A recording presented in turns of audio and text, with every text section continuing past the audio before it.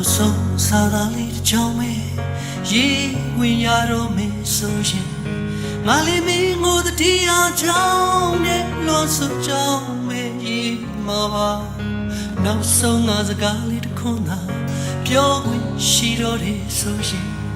ငါလေးမင်းပေါ်ပြူခဲ့ဘူးသမျှအမှားတွေ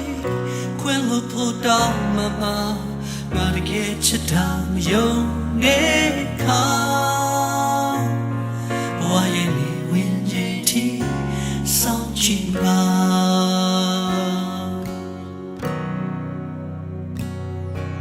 နောက်ဆုံးချစ်တဲ့ချင်းလေးတစ်ပုဒ်ဆိုပြခွင့်ရှိမယ်ဆိုရင်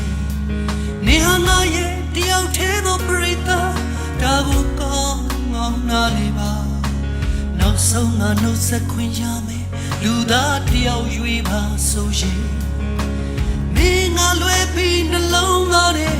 တခြားတယောက်မရှိသူပါ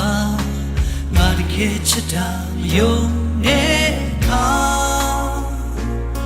ဘဝရဲ့ဒီဝင်ချိန်ထိစောင့်ကြည့်ပါကွယ်ပြောင်းပေါ်တဲ့နေ့ရက်တွေလေနေလို့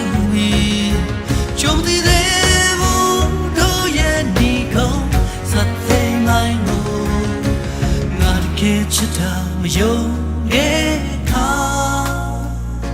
ဘဝရဲ့နေဝင်ချိန်ထိစောင့်ကြည့်ပါ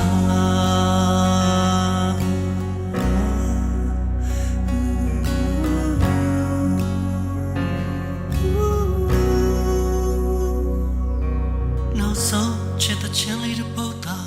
ရေးခွင့်ရတော့မယ်ဆိုရင်ငါလေးမင်းကိုတတိယချောင်းနဲ့လွန်စွချောင်းများရေးမှာပါနောက်ဆုံးငါစကားလေးတစ်ခွန်းသာပြောခွင့်ရတော့မယ်ဆိုရင်ငါလေးမင်းပေါ်ပြူခဲ့ဘူးသမျှအမှားတွေခွင့်လို့ဖို့တောင်းမှငါတကယ်ချစ်တာမယုံတဲ့ခါဘဝရဲ့နေဝင်ချိန်ထိစောင့်ကြည့်